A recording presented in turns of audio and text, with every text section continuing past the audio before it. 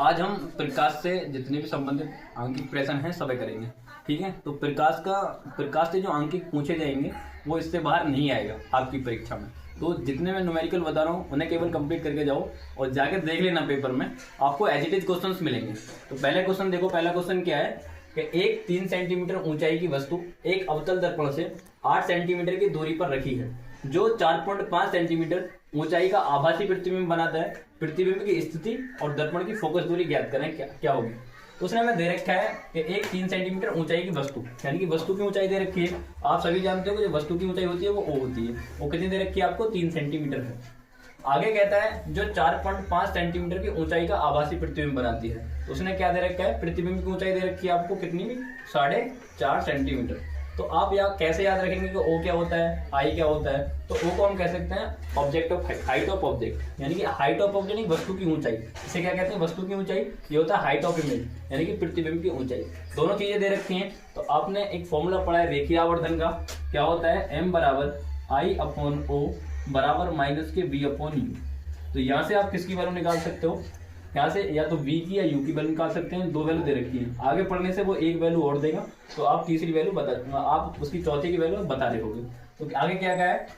4.5 centimetre ऊंचाई का आभासी प्रतिबिंब बनता है। प्रतिबिंब की स्थिति दर्पण की दूरी ज्ञात करें, क्या होगी। एक चीज और दे रखी है उसने कि वस्तु अवतल दर्पण से 8 सेंटीमीटर की दूरी पर है। तो वस्तु की दूरी दे रखी है, आप जानते हो क्या होती है? u होती है। कितनी दे रखी है भाई? माइनस के 8 सेंटीमीटर मानते हैं।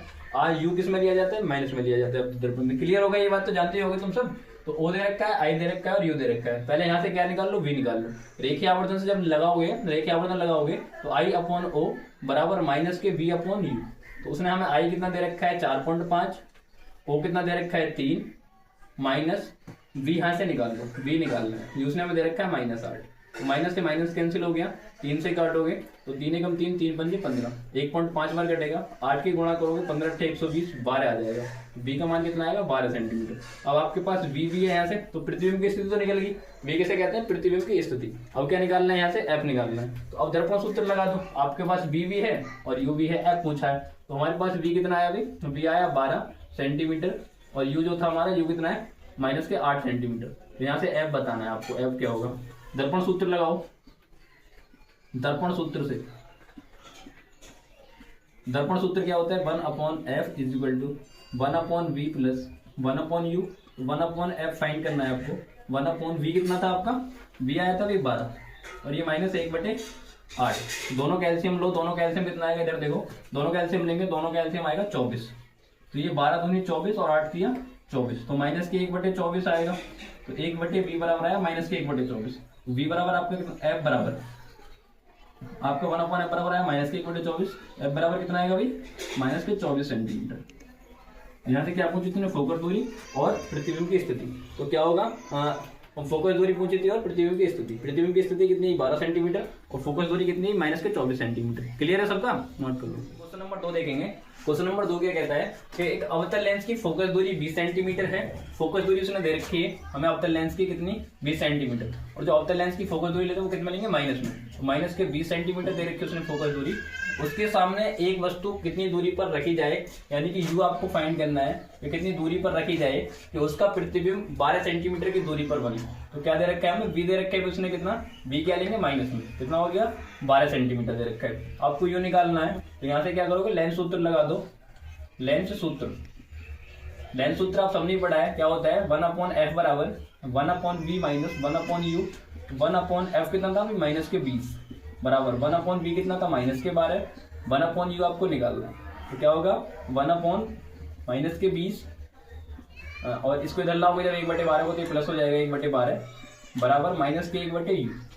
तो इन दोनों का यदि आप एलसीएम लोगे तो कितना आएगा भाई? 60। कितना एलसीएम आएगा? 60। 20 में कितने से गुणा करोगे? 3 से। तो ये माइनस के 3 और 12 पंजे 60। तो ये माइनस के 3 और प्लस के 5 बराबर माइनस के 1/u हो जाएगा आपका। 5 में से 3 घटाओ कितने बचेंगे? 2।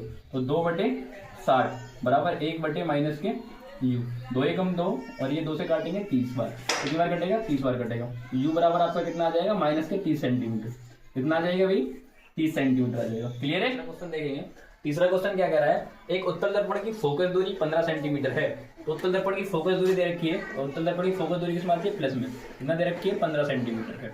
एक वस्तु इसकी मुख्य अक्ष पर ध्रुव से 30 सेंटीमीटर की दूरी पर रखी है, लेकिन दर्पण से दूरी दे रखी है आपकी u, और u किस में होती है माइनस में, कितना दे रखी है माइनस के 30 सेंटीमीटर की दूरी पर है। तो वस्तु के प्रतिबिंब की स्थिति बताइए क्या होगी, तो v आपको निकालना।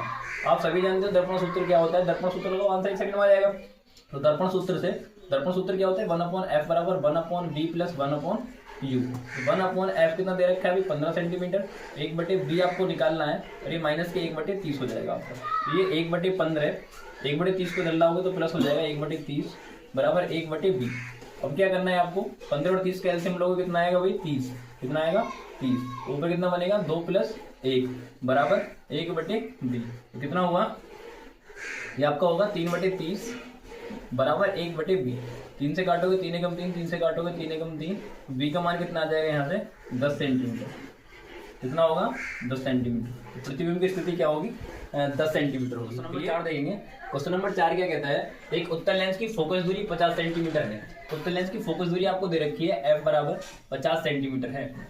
उस वस्तु के प्रतिबिंब की स्थिति बताइए, यानी प्रतिबिंब की स्थिति v आपको बतानी है जो लेंस से 25 सेंटीमीटर की दूरी पर है।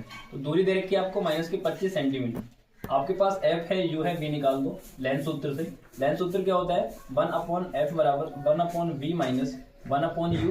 1/f कितना दे रखा है 50 बराबर 1/v आपको फाइंड करना है, और ये माइनस माइनस प्लस हो जाएगा 1/25।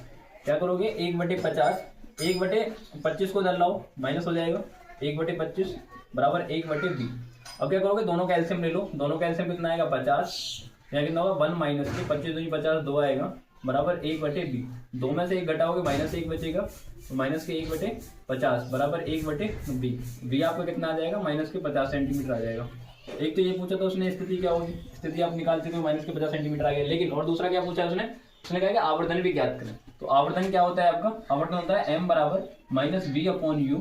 तो माइनस v/u, तो माइनस v कितना हो गया भाई आपका, ये हो गया आपका 50। अगर लेंस के लिए तो माइनस नहीं होता। v कितना है आपका -50, u कितना था आपका -25, माइनस से माइनस 25 से 25 दूनी 50, आवर्धन कितना आ जाएगा 2 आ जाएगा आपका आवर्धन 2, और प्रतिबिंब की स्थिति कितनी आ जाएगी भाई, ये आएगी आपकी माइनस के 50 सेंटीमीटर। क्लियर है यहाँ तक का। क्वेश्चन नंबर 5 देखेंगे। क्वेश्चन नंबर 5 क्या कहता है, एक अवतल दर्पण की फोकस दूरी 5 सेंटीमीटर है। अवतल दर्पण की फोकस दूरी दे रखी है, तो आपको पता है कि दर्पण की फोकस दूरी माइनस में होती है, f बराबर माइनस के 5 सेंटीमीटर है। इसके सामने 10 सेंटीमीटर की दूरी पर दूरी दे रखी है, आपको पता है दूरी माइनस में होती है, दर्पण की कितना हो गया माइनस के 10 सेंटीमीटर दिया है। कितना दिया है माइनस के 10 सेंटीमीटर। आपके पास f है u है, क्या पूछेगा v पूछेगा, और v ही पूछ रहा है, v निकालना है। दर्पण सूत्र से लगाओ, f 1/f बराबर 1/v प्लस 1/u होगा। 1/f कितना माइनस के 5, 1/v आपको निकालना है, और ये माइनस के 1/10 हो जाएगा। ये 1 माइनस के 5 और माइनस माइनस इधर लाओगे तो ये प्लस हो जाएगा 1/10 बराबर 1/b। इधर देखो दोनों के एलसीएम लो कितना आएगा भाई 10, ये क्या होगा माइनस के 2 प्लस के 1 बराबर 1/b। तो आपका 1/b बराबर कितना आ जाएगा, माइनस 2 में से 1 जाएगा तो माइनस के 1/10 आएगा, तो आपका b आ जाएगा माइनस के 10 सेंटीमीटर। स्थिति कहाँ कितनी होगी भाई माइनस के 10 सेंटीमीटर। क्लियर है यहाँ तक का।